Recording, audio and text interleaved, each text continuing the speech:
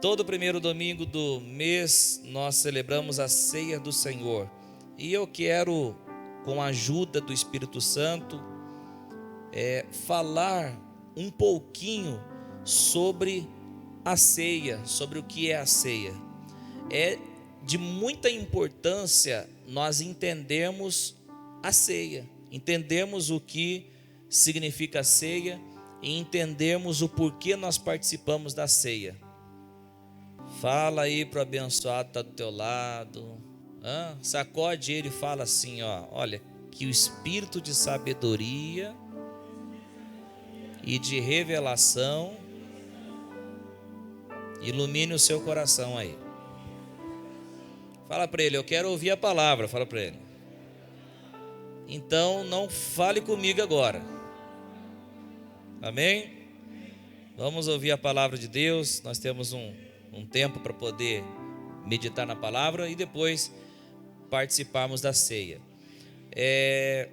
1 aos Coríntios, capítulo de número 10, no versículo 16, 1 aos Coríntios, capítulo 10, versículo 16, diz assim, é uma pergunta, mas nós sabemos que há uma declaração nesta pergunta do apóstolo Paulo, o qual escreveu o livro de Coríntios, a epístola. Não é verdade que o cálice da bênção que abençoamos é uma participação no sangue de Cristo e que o pão que partimos é uma participação no corpo de Cristo? Então você percebe o Paulo falando a respeito da ceia do Senhor. A ceia do Senhor não é uma invenção da igreja A, igreja B ou C. A ceia do Senhor não é uma invenção da religião. A ceia do Senhor não é uma invenção do pastor, enfim. A ceia do Senhor é algo que o próprio Senhor Jesus instituiu. É o próprio Senhor Jesus quem ordenou a ceia.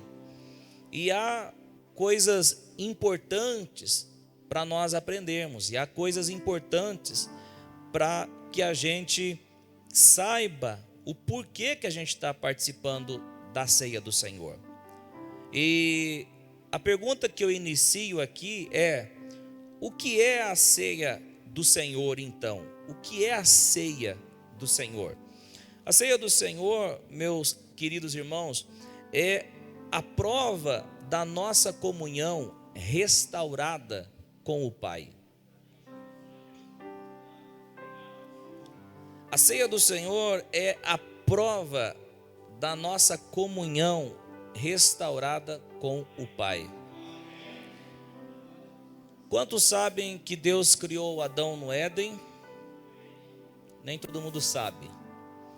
Mas ok, Deus criou Adão no Éden, um homem perfeito, sem enfermidades, sem miséria, sem medo, sem pecado, sem fraquezas. Deus criou Adão no Éden. Deus visitava Adão, Deus conversava com Adão, Deus tinha comunhão com o homem. Mas o homem desobedeceu a Deus. O homem desobedeceu a Deus e Deus tinha falado que causaria essa desobediência. Você pode comer de todos os frutos dessas árvores, mas se você comer do fruto do conhecimento do bem e do mal, certamente você morrerá, você vai morrer. Essa morte é uma morte espiritual. A morte espiritual tem uma diferença da morte física. A morte física é quando o espírito do homem deixa o corpo do homem. A morte espiritual é quando o homem se separa do seu Criador, daquele que o criou. Então o que acontece? O homem é separado, o homem recebe a morte espiritual. E não somente Adão, mas toda a sua descendência, na qual nós fazemos parte. Quantos são seres humanos aqui? Claro, né, pastor, que eu sou ser humano, né? Então, você veio de Adão. Atos 17 diz que todos vieram de um só, todos saímos de Adão, não teve outra turma, outro grupo que Deus criou. Deus criou Adão e de Adão vieram todas as pessoas. Então, o nosso relacionamento com Deus estava totalmente desligado. Isaías diz, o profeta Isaías falando sendo boca de Deus, diz: são os seus pecados que separam vocês de mim. Ou seja, houve uma separação, nós estávamos sem comunhão, nós não tínhamos comunhão com o Senhor, o homem estava sem comunhão com o Senhor. Mas aí o que aconteceu? O homem que estava sem comunhão, perdido, e gente, e são todos os homens, não é é que tem gente que acha que eu sou melhor do que o outro porque eu não cometo o pecado que o outro comete, mas todos nós no mesmo barco, todos nós estávamos no mesmo barco. Se colocasse o pior criminoso aqui, com você aqui, sem Jesus, os dois iam para o beleléu. Ai, pastor, que coisa é essa? É a pura realidade, pura verdade. O estado do homem é um estado de pecado. A Bíblia diz que todos pecaram. Quantos? Todos pecaram e destituídos da glória de Deus estão. Ou seja, demitidos da glória de Deus estão. Ou seja, não são participantes da glória de Deus. Então não tem a ver com um A com um B, todos no mesmo barco. Mas aí veio um que não estava no mesmo barco que a gente. Quem é? Jesus, santo. Por que santo? Porque ele foi gerado pelo Espírito em Maria, não teve participação do sêmen do homem, ou seja, não teve então a transferência do pecado adâmico para Jesus, porque Jesus foi gerado pelo Espírito. Por isso que a Bíblia diz que Deus enviou o unigênito. Ou seja, o unigênito significa o único gerado, o único do seu tipo. Não tinha ninguém como Jesus. Por isso que a Bíblia diz que ele era justo, não tinha participação dos pecados de Adão. Ele era diferente de nós, ele era santo, justo. O sacrifício que seria necessário na cruz, o sacrifício na cruz para ser validado, para ser válido, é o sacrifício de um santo. Não poderia pegar o homem mais famoso dessa terra e morrer pelos outros, que não funcionaria. Porque todos pecamos, todos pecaram, a Bíblia diz. Não adiantava pegar uma pessoa extremamente importante na terra e fazer ele morrer em favor dos outros, porque o sangue dele não era apto, não era preparado, não era pronto, não era justo para morrer pelos outros. Não ia adiantar nada, que estava todos no mesmo barco. Quantos estão acompanhando aqui, diz amém? Agora Jesus vem e ele vai na cruz, e na cruz derrama o seu sangue. A cruz, queridos, a cruz é a morte que, na época mais vergonhosa da época, era a morte de criminosos. Tanto que aquela cruz que Jesus foi não era de Jesus, era de Barrabás. Barrabás era o criminoso, Barrabás era aquele cara que ia morrer. Só que aí a hora que chega Pilatos e pergunta para o povo: solta Jesus ou solta Barrabás? E o que o povo disse?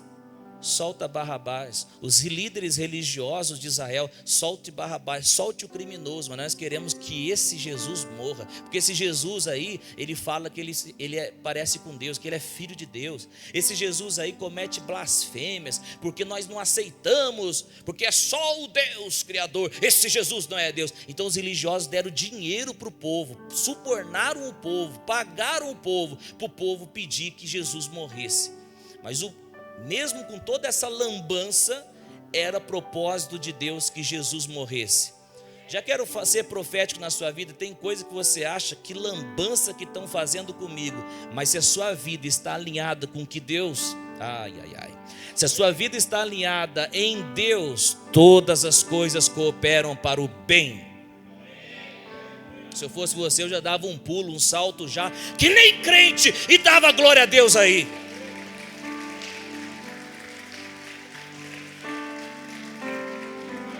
E aí esse justo Jesus morre na cruz, e na cruz ele derrama o seu sangue para todos os homens. Então, um pouco antes de morrer, ele diz a respeito da ceia. Ele fala a respeito da ceia. Então, quando a gente participa da ceia, a gente sabe que que é Jesus, morreu para que eu tivesse vida. Que é Jesus, sofreu para que eu tivesse uma vida abundante. A ceia não tem a ver comigo, não tem a ver com você. A ceia tem a ver com a vitória de Jesus. É um momento de comunhão que Deus fala: eu venci, agora vem para minha festa. sentam-se, venham sentar na minha festa. Eu convido vocês, que é a festa que declara que eu venci. O que era impossível para o homem, que era a salvação, religião não podia salvar o homem, práticas religiosas não salvariam o homem, ser bom, fazer caridade não salvaria o homem, mas o que era impossível para o homem se tornou possível quando Deus introduz o primogênito na terra, quando Deus introduz o unigênito na terra, Jesus Cristo, que após sua morte, sua ressurreição, se torna o primogênito. Por quê? Porque ele era o único do tipo, mas depois que Jesus morre e ressuscita, ele se torna primogênito de outros do mesmo tipo que ele.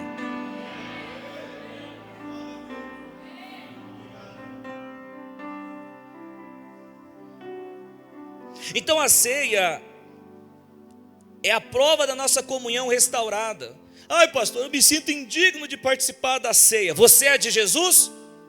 Sim, eu sou de Jesus. Então é graça sobre você. É de graça. Nem eu merecia estar na ceia, mas é de graça. Ele nos convida de graça. Não foi o seu sangue, não foram suas práticas, não é o seu mérito, mas é o mérito de Jesus. Ele me convidou. Se ele me convidou, eu não sou doido de ficar de fora. Então ceia é a prova da comunhão restaurada com Deus, o Pai. Ceia é quando os salvos em Cristo Jesus se reúnem para celebrarem o que Deus fez por meio de Jesus. A gente não está aqui para perder tempo. A gente não está aqui para ficar contando historinhas para você. A gente não está aqui para ficar falando qualquer outra coisa, a não ser falar a vitória de Jesus na cruz. Que o Jairo, o Coutinho, a Maria, o José, o Alessandro, seja quem for, todos os homens, nós estávamos perdidos. Mas ele veio, o justo pelos injustos, morreu em nosso lugar e nos deu vida e vida com abundância. Ninguém precisa ir para o inferno, ninguém precisa ir para a condenação. Por que não, pastor? Porque a Bíblia diz que essa é a imensa provisão da graça e dádiva da justiça. Dádiva da justiça, dádiva da justiça, é presente da justiça. É presente, a justiça de Deus é presente, é de graça. É só levantar a mão e dizer: Jesus, eu te recebo como meu único Senhor e Salvador da minha vida. E a Bíblia diz: aos que o receberam, aos que creram em seu nome, deu-lhes o poder de se tornarem filhos de Deus. Éramos filhos da ira, éramos merecedores da ira, mas agora somos filhos de Deus, herdeiros e co-herdeiros com Cristo Jesus. Celebre a Cristo. O que Jesus fez é irreversível. Uhul! Uhul! Olha para o seu inimigo e faz. É irreversível. Ele venceu e nada muda. É por isso que quando tem vidas que estão em depressão, vida que não consegue dormir à noite, vê vulto, escuta barulho, ai meu Deus, o diabo, prega o evangelho para ele e fala: Jesus Cristo venceu. Meu irmão, não fica demônio, não fica nada, não fica obra de macumbaria, obra de feitiçaria. Por quê? Porque sangue de galinha, sangue de animal nunca será mais poderoso do que o sangue de Jesus Cristo.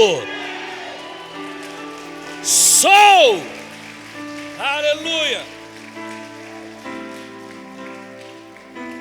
Nunca.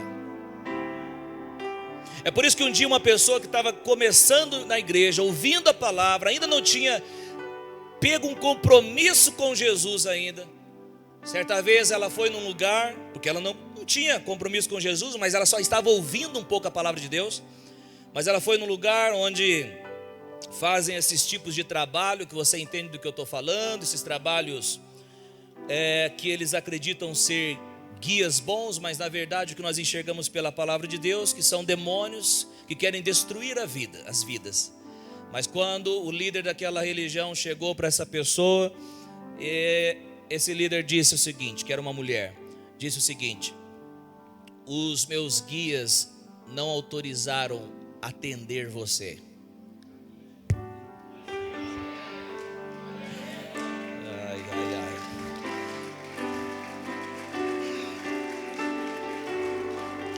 Eu não estou dizendo que era um crente cheio do Espírito, eu não estou falando que era um crente compromissado com a palavra, eu estava falando com uma pessoa que começou a vir e ouvir, apenas.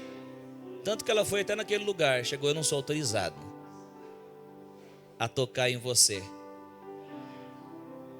E o outro caso então, que mesmo caso, não tem compromisso com Jesus, não tem, só foi poucas vezes na igreja, mas chegou no lugar.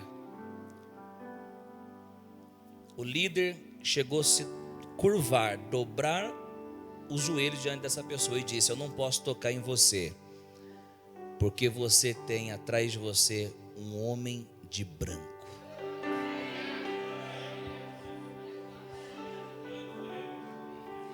Não é invenção não, queridos. Não é invenção não, é realidade. É realidade. Agora você imagina você cheio do Espírito da palavra de Deus. Ai, ai, ai, ai, ai. Não tem. Jesus venceu e o que ele fez é irreversível. O diabo não pode mudar essa realidade. Acabou. Acabou. Acabou. Aleluia. Acabou. Jesus disse na cruz: está consumado.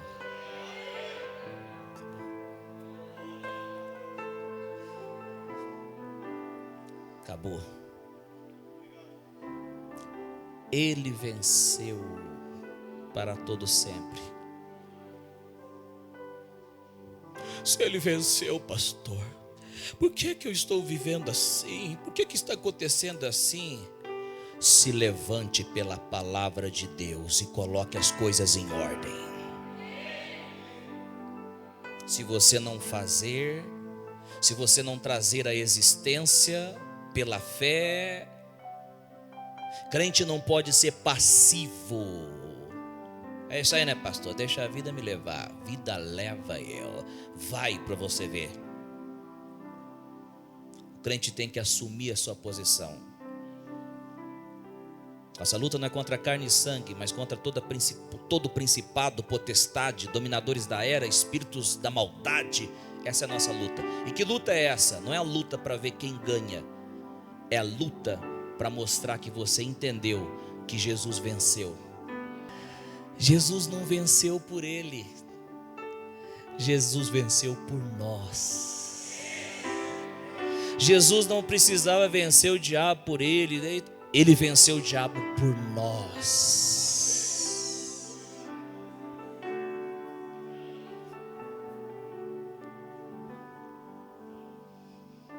Quem conhece a palavra de Deus, quem conhece essas verdades,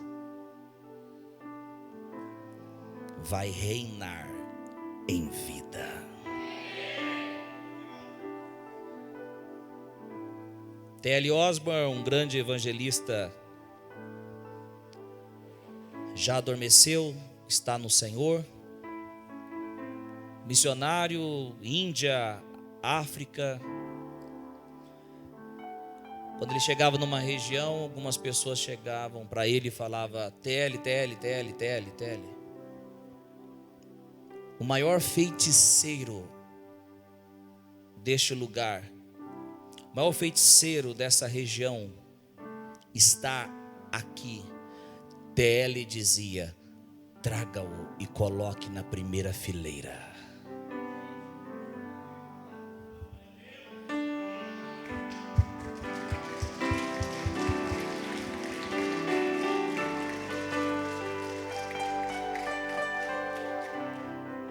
Os crentes que não conhecem a verdade, a vitória de Jesus, diriam: tchau, minha mamãezinha está chamando. Mas TL dizia: traga-o e coloque aqui. O homem ouvia a palavra e o homem era transformado e a sua vida era mudada. Sabe por quê? Porque eu não me envergonho do evangelho, porque é poder de Deus para a salvação de todo aquele que crê, tanto do judeu quanto do grego. Romanos capítulo 1, versículo 16. Quando a gente vem na ceia para tirar esse tempo, para celebrar a ceia, para celebrar a vitória de Jesus, celebrar a comunhão que nós temos agora com o Pai. Segundo aos Coríntios capítulo 5, versículo 18 diz: tudo isso provém de Deus, que nos reconciliou consigo mesmo por meio de Cristo e nos deu o ministério da reconciliação.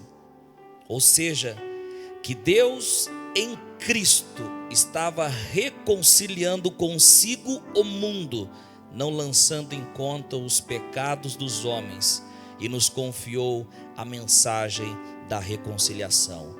Em Cristo nós fomos reconciliados. Em Cristo voltou a nossa comunhão com Ele. O problema é que você acha que não pode ter comunhão com Deus baseado nos seus méritos. Eu errei, eu pequei, eu fiz isso e fiz aquilo. Você não entendeu nada ainda. A nossa comunhão restaurada não foi por causa dos nossos méritos. A nossa comunhão restaurada foi por causa do sangue de Jesus, mérito de Cristo.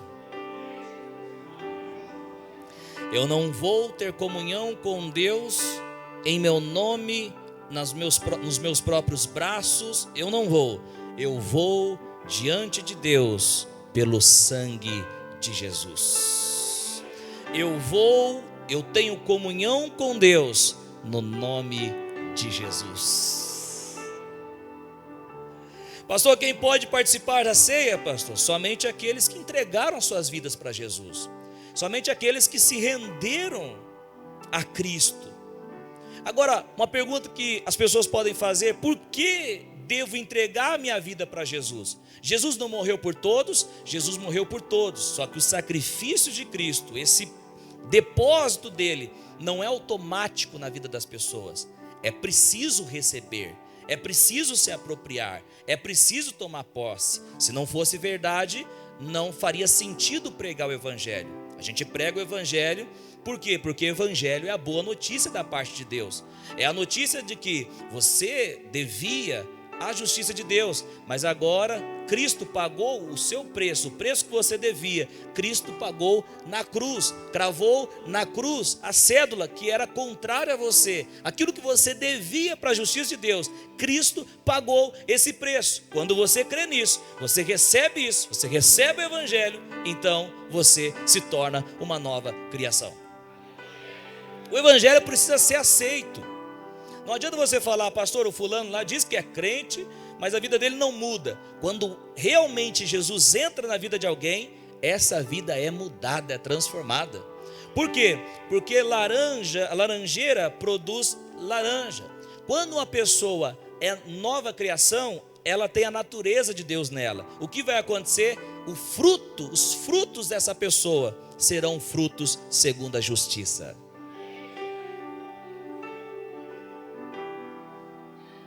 João capítulo 6, versículo 53.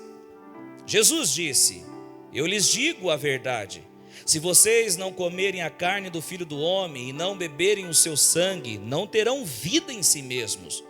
Todo o que come a minha carne e bebe o meu sangue tem a vida eterna, e eu o ressuscitarei no último dia, disse Jesus.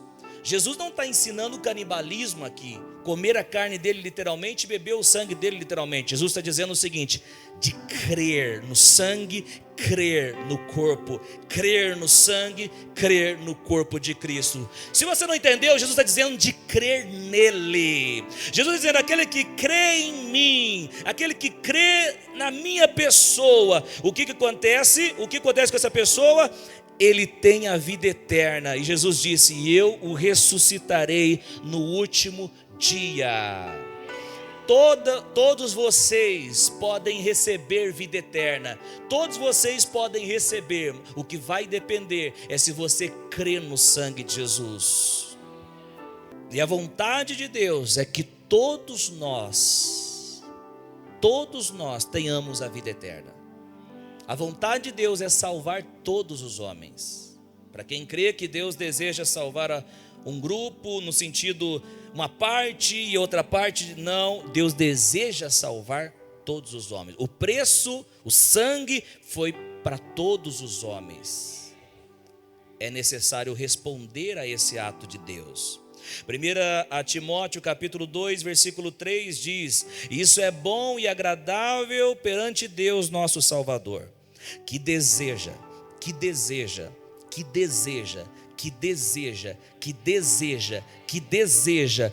todos os homens sejam salvos e cheguem ao conhecimento da verdade.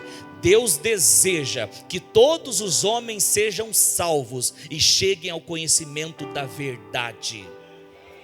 É por isso que nós... Pode aplaudir a Jesus.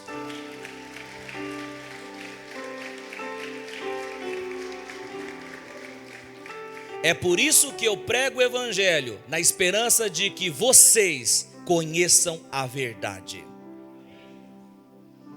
Pois há um só Deus e um só mediador entre Deus e os homens, o homem, Cristo Jesus. Pois há um só Deus. Quantos Deus? Um só Deus. E um só mediador. O que é mediador? É aquele que reconcilia as partes. Tem duas partes que estão em briga, o mediador faz a reconciliação. Quem é o mediador? Só tem um só mediador entre Deus e os homens, o homem, Cristo Jesus. Posso falar tudo ou não? Tem religião que ensina que tal fulana é a mediadora. Religiões ensinam que há outros mediadores. Deixa eu falar, quem acredita na palavra de Deus? Você acredita na palavra de Deus ou na tradição religiosa católica?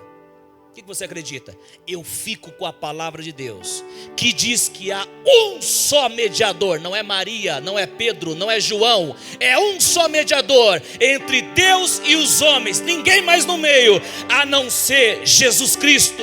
Jesus Cristo, Jesus Cristo.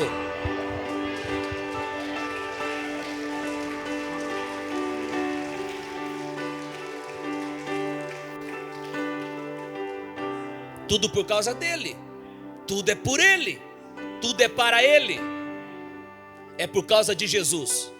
Tem igreja que nem fala de Jesus mais, tem pregador que nem fala o nome de Jesus mais, mas nós vamos falar o nome de Jesus sempre, porque Jesus não é aquele que está crucificado, ensanguentado, todo desanimado, caído. Não, ele passou pela cruz, mas no terceiro dia ele ressuscitou. Ele ressuscitou. Ele disse: a minha vida ninguém tira, eu a dou e tomo de volta. Nem a morte pôde com Jesus. Por quê? Porque era santo, o justo de Deus. Morreu, mas no terceiro dia ressuscitou e está vivo para todo sempre. E Ele é o Senhor dessa igreja. Não é pastor Coutinho Senhor dessa igreja, mas é Jesus Senhor dessa igreja. Se fosse homem Senhor dessa igreja, já era, já tinha tinha terminado e acabado, mas Jesus é a rocha inabalável dessa igreja. E se Jesus está aqui neste lugar, Ele te cura, Ele te liberta, Ele te salva, Ele transforma a sua vida. Creia nisso, agradeça-o em nome de Jesus. Aleluia. Aleluia. Escute, não basta crer em Deus para a salvação. Não basta crer em Deus para a salvação. Você precisa crer que Jesus Cristo foi o seu substituto, morreu a sua morte. O que nós merecíamos, Ele recebeu. Ele é o nosso substituto. Éramos nós que deveríamos estar naquela cruz. Ele experimentou a morte espiritual para que nós recebêssemos a vida eterna. Jesus na cruz disse: Deus meu, por que me abandonaste? Jesus nunca tinha se referido, Jesus na terra nunca tinha se referido Deus meu, sempre o Pai, o Pai, mas na cruz disse Deus meu, por quê? Porque experimentou a morte espiritual. O que era filho deixou de ser filho, para os que não eram filhos tornassem filhos.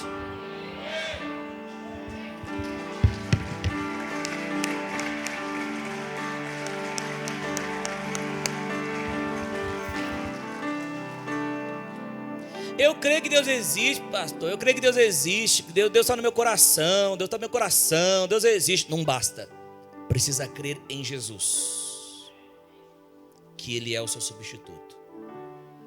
Tiago, no capítulo 2, no versículo 19.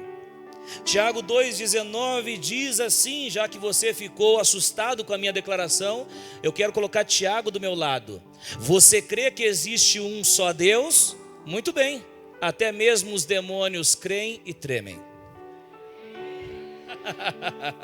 Você crê que existe um só Deus? Muito bem. Até os demônios creem e tremem. Agora, os demônios, por crerem, serão salvos? Nunca. Já são condenados, já estão condenados para toda a eternidade. Nada muda a realidade deles. O só crer em Deus, até os demônios creem. Vixe. Olha para quem está do outro lado e fala, vixe. Os demônios creem e tremem, não basta crer. Tem que crer em Jesus Cristo como seu único. Tem que reconhecer que você foi desligado de Deus através do pecado de Adão. Tem que reconhecer que é pecador. Os religiosos da época não reconheceram que eles eram pecadores. Teve um cara que recebeu Jesus na casa dele, Simão, o leproso, recebe Jesus na casa dele e tudo normal, né? É claro que a tradição judaica, eu acredito, não possa ser com cumprimento de mãos, mas vamos imaginar, opa, ô Jesus, senta aí, fica à vontade. Então, normal. Agora de repente arromba a porta, plá! Entra uma mulher e começa a derramar um perfume, chorar aos pés de Jesus. Dobra os seus joelhos e começa a chorar e enxugar os pés de Jesus com os seus cabelos. O Simão, religioso, disse: se esse homem fosse profeta mesmo, saberia que essa mulher que está tocando nele é uma pecadora. Jesus simplesmente, conhecendo os pensamentos dele, por palavra de conhecimento, Jesus chega e pergunta para ele: tal homem devia muito, o outro devia pouco, ambos foram perdoados, qual ama mais? O religioso disse: o que muito foi perdoado. Jesus diz: pois bem, o que muito foi perdoado, muito ama. Por isso que essa mulher está me amando, por isso que essa mulher está dobrando o seu joelho, essa mulher está se humilhando, porque essa mulher reconhece o seu lugar, que é de pecadora perdida, e por isso que ela sai daqui justificada. Agora você que se acha bom, que se acha santo, quem é bom e santo, quem é o curado, não precisa de médico, ora. É ou não é? Porque médico é para os doentes, é ou não é? É que a realidade bíblica é que todos os homens eram pecadores. Mas tem homens que não acham que são pecadores. Eles acham que eu não fiz nada de errado, eu não fiz nada. Era o exemplo desse cara. Mas Jesus, aquela mulher aproveitou. E aquela mulher sai abençoada daquele lugar. E Jesus diz, por onde o evangelho for pregado, essa história vai ter que ser pregada. 2000 anos depois, está eu aqui, pastor Coutinho, falando com você dessa história e destacando essa mulher, que deve ser um exemplo para nós.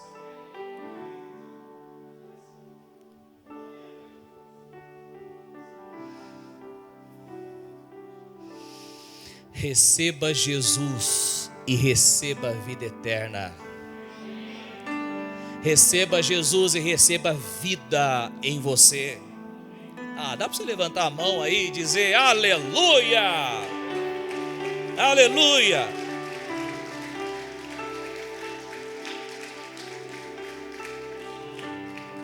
Receba Jesus e venha conosco, comendo do pão e bebendo do cálice. Pastor, os elementos da ceia têm algum poder especial? Já que nós sabemos os elementos da ceia, que é o pão, que simboliza o sangue, o corpo de Jesus, e o cálice, que simboliza o sangue de Jesus derramado, tem um poder especial? Não, não. O poder está na obra consumada de Cristo, não nos elementos.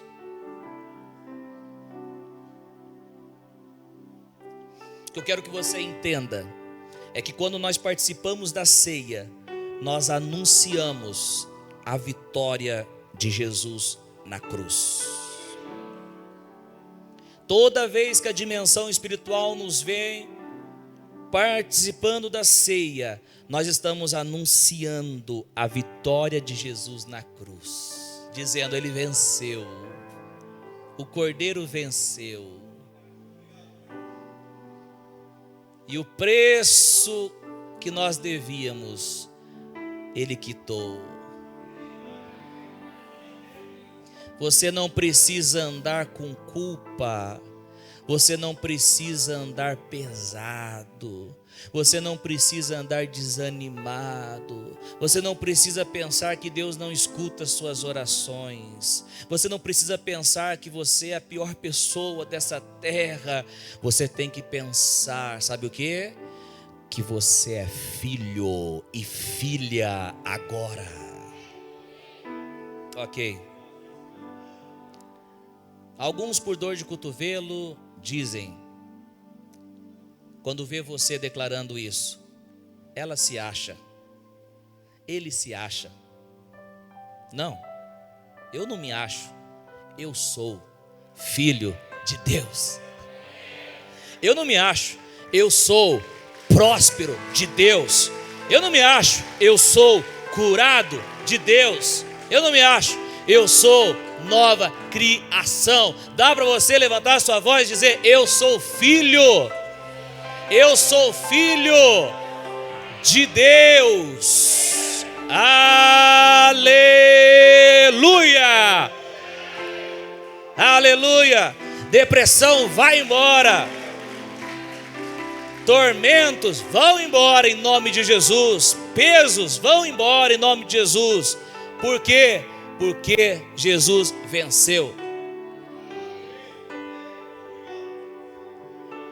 Vencedor é aquele que vence, mais que vencedor é aquele que entra de tabela na vitória do outro. Vocês são mais que vencedores em Cristo Jesus.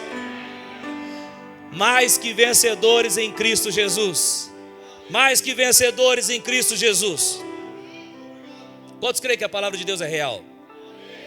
Ok, mas você acha que a sua realidade momentânea, você acha que isso é mais real do que a verdade da palavra? Você acha que o que você está vendo é mais real do que aquilo que Deus fala na sua palavra? Eu quero te falar que é o contrário.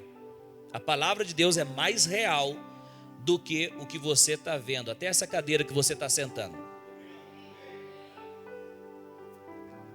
Que loucura é isso, pastor? Muita loucura isso. Loucura é o que está no livro de Hebreus, capítulo de número 11, que diz que pelas coisas invisíveis Deus criou as visíveis. Pela palavra dele, ele criou o que nós vemos. O sol que vemos, criado pela palavra. A lua que vemos, criado pela palavra. O invisível criou o visível. Logo, o que é invisível, que é a palavra, é mais real do que a sua circunstância. É por isso que Deus chama você para romper em fé. O que é romper em fé? É andar baseado na palavra, é se mover baseado na palavra, não no que você está vendo, não o que os seus olhos veem, mas aquilo que você crê no seu coração. Se mova por aquilo que você crê no coração. Se você se mover por aquilo que você crê no seu coração, independentemente dos obstáculos, então você experimentará o sobrenatural de Deus. Abraão, sai da sua terra e da tua parentela e vai para o lugar que eu vou te mostrar. Não vou te mostrar agora, não é agora. Senhor, me fala, não vou te mostrar. Sai, eu saio pela fé. E enquanto eu saio, crendo na palavra, Deus me mostra. Tem crente que espera muito e não vai. Deus já deu a palavra. Sai, creia, avance e o milagre acontecerá em nome de Jesus. Diga comigo, quando eu participo da ceia, eu anuncio a vitória de Jesus na cruz. Do livro de Colossenses, capítulo 2, versículo 13, diz: quando vocês estavam mortos em pecados, está falando de nós aqui, quantos entendem? Quando vocês estavam mortos em pecados e na incircuncisão da sua carne, ou seja, não tínhamos aliança com Deus, Deus os vivificou.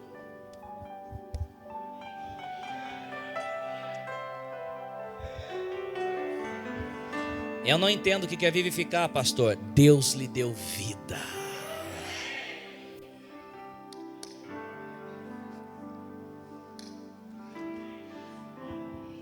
Deus os vivificou juntamente com Cristo. Por que juntamente com Cristo, pastor?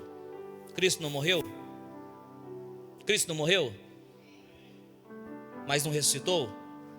Quando Ele ressuscitou, nós ressuscitamos também.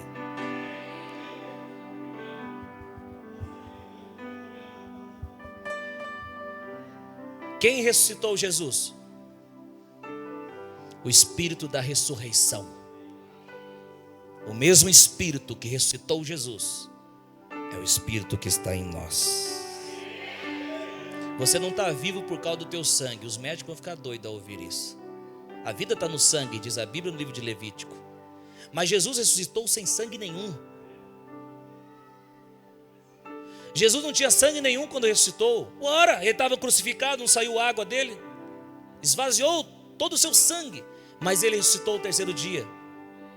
A vida de Jesus não estava no sangue, a vida de Jesus estava no Espírito da ressurreição.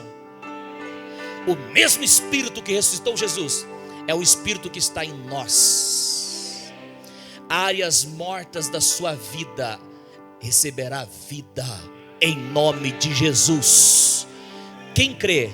Se crê, pega então. Se crê, pega então. Se crê, pega então. E testemunha depois. Testemunha depois. Ele vos vivificou juntamente com Cristo. Ele nos perdoou todas as transgressões. Versículo 14. E cancelou a escrita de dívida. Havia uma escrita de dívida contra nós, os 10 mandamentos, que consistia em ordenanças e que nos era contrária. Ele a removeu pregando na cruz. Versículo 15: tendo despojado os poderes e as autoridades, fez deles um espetáculo público, triunfando, triunfando, triunfando. A morte de Jesus não foi um fracasso, a morte de Jesus não foi uma decepção, a morte de Jesus na cruz foi triunfando, triunfando, triunfando, triunfando, triunfando sobre eles na cruz. Não há principados, não há potestades, não há dominadores nesta era, não há demônios. Por quê? Porque Jesus triunfou sobre todo o poder do inimigo. Sabe o que é se triunfar? É um rei, é um presidente que vence uma guerra, pega lá o presidente do outro país e vem agora fazendo a passeata, vem agora fazendo, ó, eu venci, eu venci, eu venci. A Bíblia diz que Jesus triunfou na cruz, dizendo o seguinte: já era, a solução do homem já foi concluída, tetelestai, está pago, está consumado. É por isso, meu irmão, é por isso que as pessoas que estão aqui nessa igreja eram pessoas que outrora estavam em depressão e hoje vivem na alegria do Senhor, pessoas que outrora estavam em vícios, mas agora são libertas em Cristo Jesus, pessoas que estavam no lamaçal do pecado, mas agora estão na justiça, no oceano do Espírito. Por quê? Por quê? Por causa do Jesus que triunfou na cruz. E é por causa desse Jesus que nós estamos aqui nessa noite para celebrar a ceia e anunciar a vitória dele sobre o inimigo. Fica de pé e adore a ele.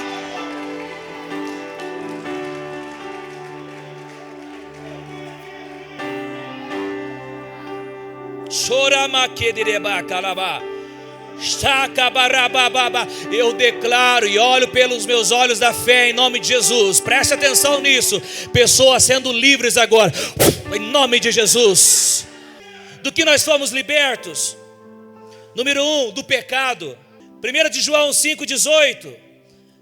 Ai, ai, ai, ai, ai, ai, ai. Sabemos que todo aquele que é nascido de Deus não está no pecado. Ai, ai, ai, Deus nos libertou do pecado. Deus nos libertou do pecado. Deus nos libertou do pecado. Ah, você está pensando nos pecados. Eu estou falando do pecado original de Adão. Deus nos libertou do pecado original de Adão. Quando nós nascemos naturalmente, nós nascemos de Adão. Mas quando nós nascemos do Espírito, nós temos a natureza de Deus em nós. Deus nos libertou do pecado. Segundo, Deus nos libertou do diabo. 1 de João 5,18, na parte B, diz: aquele que nasceu de Deus o protege, e o maligno não atinge. Aquele que é de Deus, o diabo não o toca. Deus nos libertou deste mundo. Jesus nos libertou deste mundo. 1 de Pedro capítulo 2, versículo 11, na parte A: amados, insisto que, como estrangeiros e peregrinos no mundo, a Bíblia diz que nós somos estrangeiros e peregrinos no mundo. Para você que não sabe o que é estrangeiro ou peregrino, eu quero falar, é alguém que está nessa terra como um estranho, alguém que reside nessa terra, mas não é dessa terra, é temporal. Deus nos libertou das doenças por meio de Cristo. Isaías 53, versículo 10, na parte A: contudo, foi da vontade do Senhor esmagá-lo e fazê-lo sofrer. Versículo 5: o castigo que nos trouxe a paz estava sobre ele, e pelas suas feridas fomos curados. Jesus nos libertou da miséria, segundo aos Coríntios, capítulo 8, versículo 9: pois vocês conhecem a graça de Deus, a graça de nosso Senhor Jesus Cristo, que sendo rico, se fez pobre por amor a vocês, para que por meio da sua pobreza, vocês se tornassem ricos.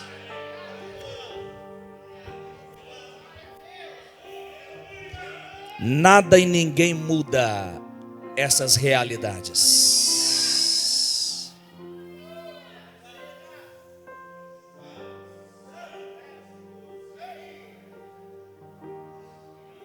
Como que eu vou participar da ceia parecendo um funeral? Como que eu vou participar da ceia parecendo um momento triste? Eu participo da ceia sabendo que eu fui liberto da miséria, que eu fui liberto das doenças, que eu fui liberto do pecado, que eu fui liberto da escassez, que eu fui liberto porque Ele sofreu para que eu fosse liberto. Ele foi no meu lugar, substituiu, oh aleluia, Ele me substituiu. Ele te substituiu. Se você ainda nessa noite não creu nele, se você ainda nessa noite não o recebeu, se você ainda nessa noite não o confessou como Senhor da sua vida, faça isso e tenha a sua vida mudada e transformada.